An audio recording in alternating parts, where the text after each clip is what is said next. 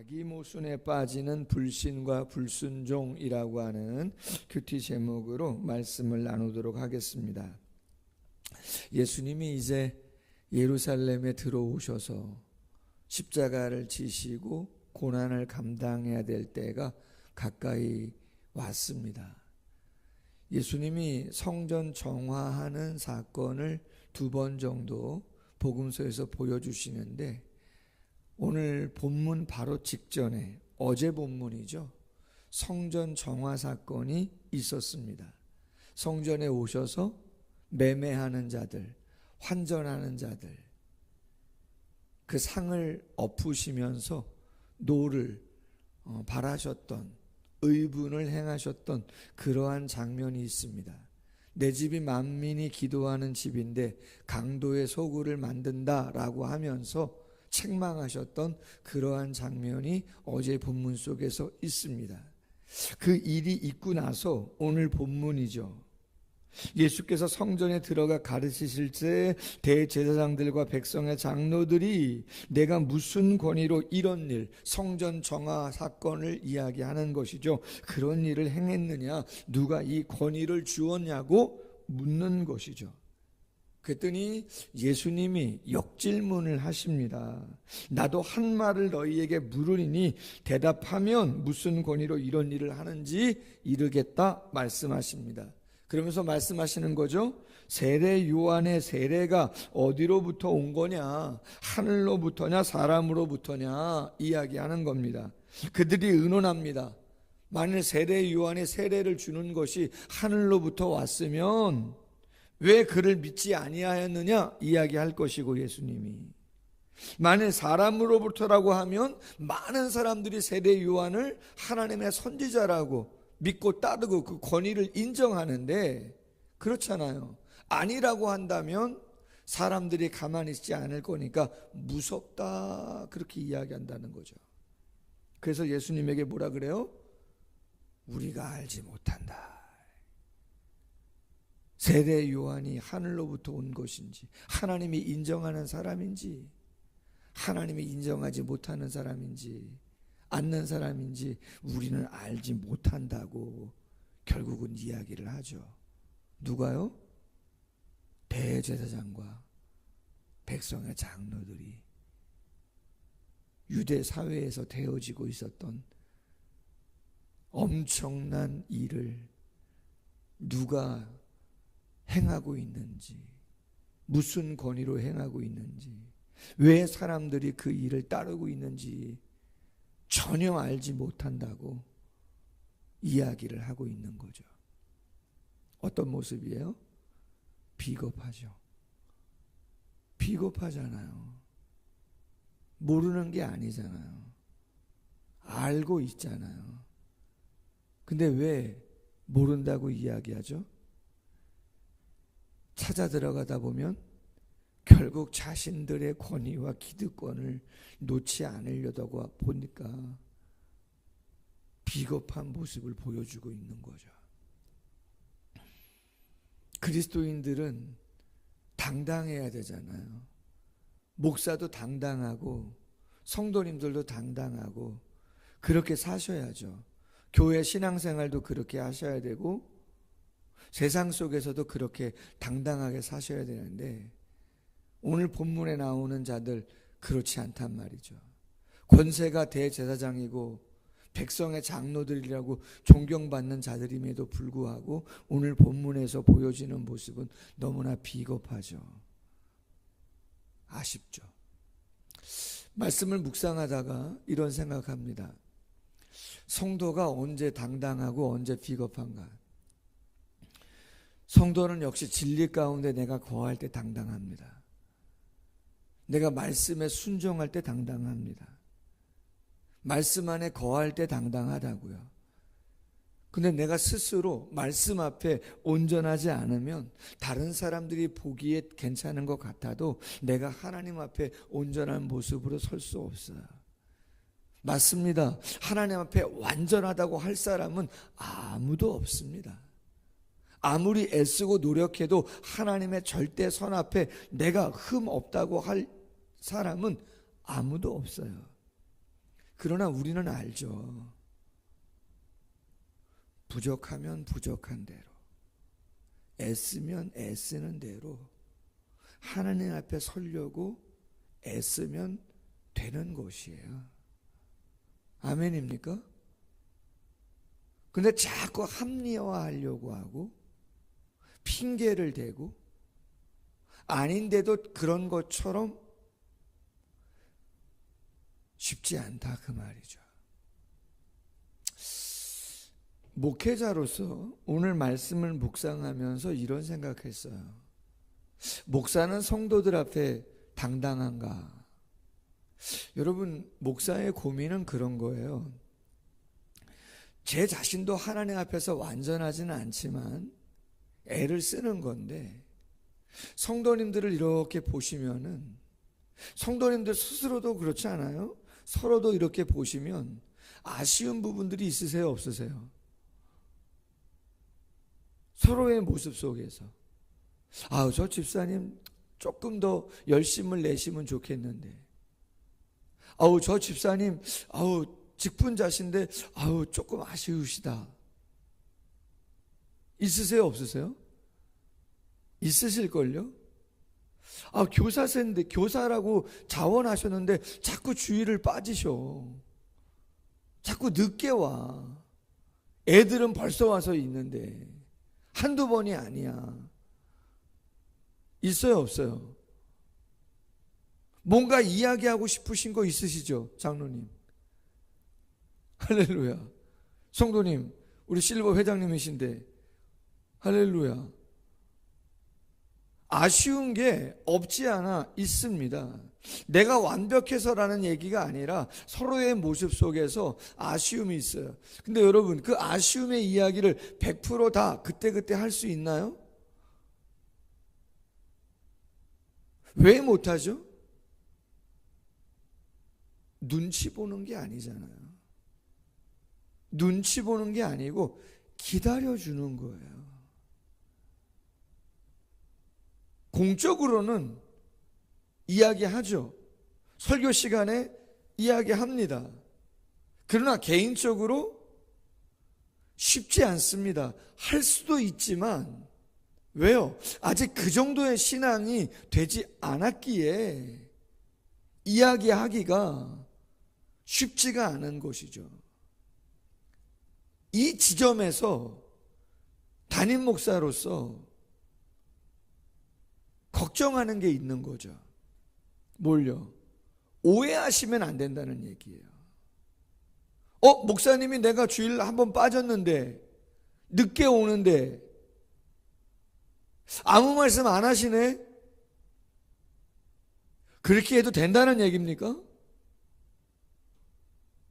아니라는 얘기예요. 할렐루야. 아니에요. 그런 거 아닙니다. 우리가 다 하나님 앞에서 부족하고 연약하지만 말씀은 항상 우리에게 어떠한 삶이 바르고 본이 되어지는 선한 영향력을 끼치는 삶이라고 우리에게 분명히 말씀을 해주고 계시는 거죠. 때가 되면 권면도 할 수 있습니다. 때가 되면 힘든 일들도 이야기 나눌 수 있는 거죠. 그럼 왜 못합니까? 아직 그 정도가 죄송하지만 안 돼 있어요. 지금 감당하는 것도 버거울 수 있어요.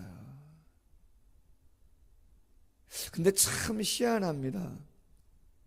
오늘 28절 이하의 말씀에 보면 예수님이 두 아들에 대한 이야기를 하잖아요.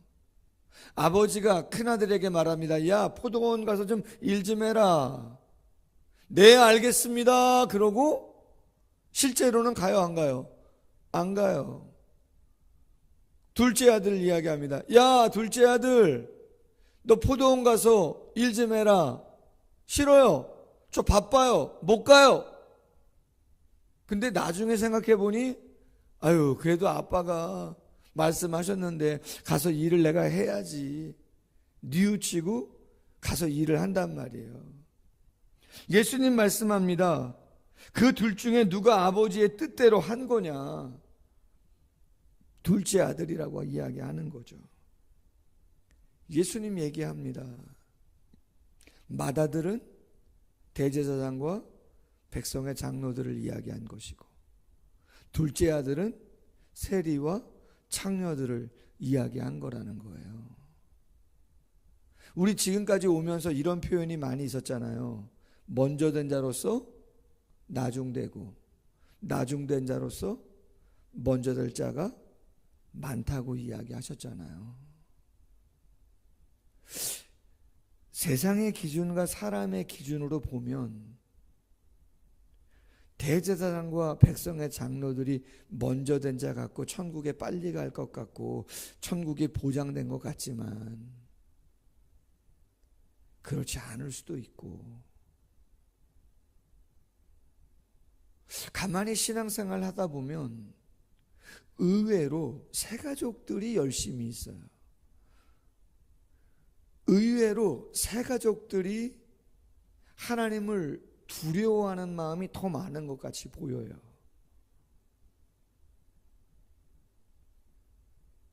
더 조심스럽게 신앙생활을 하는 모습을 보게 돼요. 말 한마디도 새가족들이 더 조심조심하는 모습들을 보게 된다고요. 왜 그럴까요? 고민해 봐야 되는 지점이죠. 그렇지 않습니까? 고민해 봐야 될 지점이에요.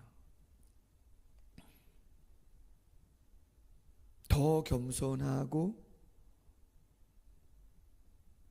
더 진리 가운데 있으려고 몸부림치고 더 본이 되려고 애를 쓰고, 그게 정상인데 그렇지 않은 모습들이 생겨나는 것이죠. 아닙니다. 바른 모습은 아닙니다. 물론 복음 안에서의 자유를 더 많이 누리시고 기쁨과 감사를 더 많이 누리시는 것은 당연하고 감사할 일이죠. 그렇게 하셔야죠. 그러나 복음 안에서의 자유와 기쁨과 감사를 누리는 그 이상 더 하나님을 마음으로 경외하고 섬기고 내가 신앙생활을 온전히 더 열심히 감당해야겠다라고 하는 마음도 정비례하는 마음으로 나아가야 온전한 삶이고 신앙생활이다라고 하는 것이에요. 그게 맞는 것이지, 그 마음에서 빗나가시기 시작하면 선한 영향력은 끼치기가 어렵습니다. 나는 여기까지, 여러분 그런 게 어디 있습니까? 우리의 선진들은 신앙의 순교의 자리까지도 가는데. 아멘? 그럼요. 하나님이 우리 개인을 통해서, 가정을 통해서, 교회를 통해서 이루려고 하시는 것이 무엇인지 끝까지 사명을 위해서 애쓰는 것이죠. 갈라디아서 1장 10절 말씀에 이런 말씀이 있어요. 이제 내가 사람에게 좋게 하랴 하나님께 좋게 하랴 사람들에게 기쁨을 구하랴 내가 지금까지 사람들의 기쁨을 구하였다면 그리스도의 종이 아니니라. 아멘. 배려하는 거예요. 기다려 드리는 거예요. 격려하려고 애쓰는 거예요. 오해하시면 안 된다라고 하는 거죠. 여러분들이 잘 아시잖아요. 저도 제가 잘 알고 있어요. 좋은 의미의 영적인 채찍질을 우리 스스로에게 하나님 앞에서 하셔야 되는 거죠. 사람 눈치 볼 게 아니죠. 눈치 보는 게 아니라고요. 타협하는 게 아니에요. 그럴 수 없어요. 그렇다면 그리스도의 종이, 우리가 서로가 아닌 것이죠. 할렐루야? 정확하죠. 이런 말씀이 있습니다. 히브리서 11장 7절이야.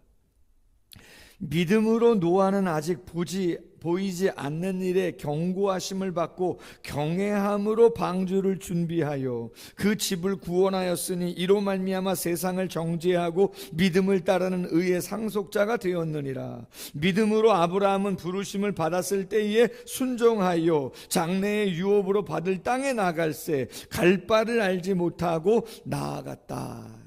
무슨 말씀을 나누려고 하는 거냐? 믿음은 행위로 입증되어야 한다라고 하는 것을 말씀드리고자 하는 겁니다. 첫째 아들과 둘째 아들의 모습 속에서 정말 아버지를 공경하고 순종하려고 하는 마음이 있다면 어떻게 하겠느냐? 입증이 뭐로 되죠? 말로 되는 겁니까? 아니죠. 행동으로 된다 이 말이죠. 믿음이 온전함을 무엇으로 보여줄 수 있느냐? 그건 행함으로 보여주는 거예요. 믿음과 행함이 별개가 아니라는 거죠. 믿음과 행함은 온전히 같이 가는 거다라고 하는 거죠. 내가 하나님을 사랑한다? 사랑을 뭘로 보여줄 수 있습니까? 말로만이 아니라는 거죠. 행함으로 보여주는 것이죠. 그것이 배려가 됐든 헌신이 됐든 희생이 됐든 뭐가 됐든 당연히 그것은 행함으로 나타나게 되어 있다. 가족을 사랑한다? 직장을 내가 사랑한다? 교회를 사랑한다? 당연히 그것은 행함으로 나타나게 되어 있고 당연히 믿음은 행함으로 입증되어야 하는 것이다. 우리가 실망하는 지점이 어디죠? 그렇죠. 행함이 보이지 않을 때죠. 남편의 행함이, 아내의 행함이, 지체의 행함이 보이지 않을 때 실망한단 말이거든요. 여러분, 말은 얼마든지 할 수 있잖아요. 어쩌면 청산유수고 저 같은 목사가 말을 왜 못하겠어요? 행함이 중요하죠. 왜? 믿음이 입증되는 것은 행함으로 입증되는 것이기 때문에 그런 거죠. 노아 120년 동안 산에다가 방주를 짓는 일이 쉬운 일이 아니잖아요. 갈 바를 알지 못하고 길을 떠난다라고 하는 거 그 자체가 도전이고 모험이고 생명을 건 건데 고대 사회는 그 자체가 믿음을 보여주는 거거든요. 한 주간 살면서 과연 내가 하나님에 대한 믿음을 가지고 있는가? 행함으로 입증할 수 있는 우리 모두가 될 수 있기를 주님의 이름으로 소원합니다. 기도하겠습니다. 대제사장과 백성의 장로들이 자기 모순에 빠지는 이유가 기득권과 자신들의 이익을 놓지 않으려고 하는 마음을 세상적으로 갖다 보니 예수님에 대해서도 세례 요한에 대해서도 하나님이 허락하신 그 권위를 느끼고 보면서도 인정하지 못하는 안타까운 모습들을, 그 비겁한 모습들을 보여주고 있습니다. 주님, 우리의 삶에 이러한 비겁함은 없기를 원합니다. 물론 믿음이 연약하고 부족한 자들을 위한 배려와 격려, 기다림 필요할 수 있습니다. 그러나 우리 스스로 또한 오해하지 않기를 원합니다. 합리화하지 않기를 원합니다. 내가 하나님 앞에서 어떠한 모습을 보여드려야 내가 하나님을 사랑하고 믿고 신뢰하고 기대하고 소망하고 있음을 입증할 수 있는 것인가? 스스로 판단하고 행동으로 입증할 수 있는 우리 모두가 될 수 있도록 함께해 주시기를 원합니다. 말씀을 묵상하고 기도할 때마다 성령께서 우리의 마음에 감화감동하시는 그 감동을 따라 기도의 제목을 삼게 하시고 더들지라도 조금씩이라도 우리의 신앙이 전진하는 신앙이 될 수 있도록 성숙을 향하여 한 걸음도 갈 수 있는 그러한 모습이 되어질 수 있도록 하나님의 성령이여 함께 해주시기를 원합니다. 말로써가 아니라 시간 속에서 우리가 있어야 할 자리에 꼭 있을 수 있도록 도와주시고 선한 영향력을 잘 끼칠 수 있는 자들 될 수 있도록 도와주시고 가정의 복음화와 교회의 성장과 성숙을 위하여 반드시 감당해야 할 그 헌신과 인내와 그 외로움과 그 두려움을 잘 극복하며 이겨갈 수 있는 저희들 될 수 있도록 도와주시기를 원합니다. 우리를 공동체로 부르셨다고 말씀하여 주셨사오니 나 혼자 스스로가 아니라 함께 그 일을 감당해야 할 사명이 우리 모두에게 있음을 기억하게 하시고 서로를 돌아보며 잘 격려해주고 감당해주고 또 관계가 깊어지면 잘 권면해서 아름다운 믿음의 길을 함께 걸어가는 귀한 모습들 더 많아질 수 있도록 우리들을 축복해 주시옵소서. 감사하며 예수님의 이름으로 기도하옵나이다. 아멘. 계속해서 기도합니다.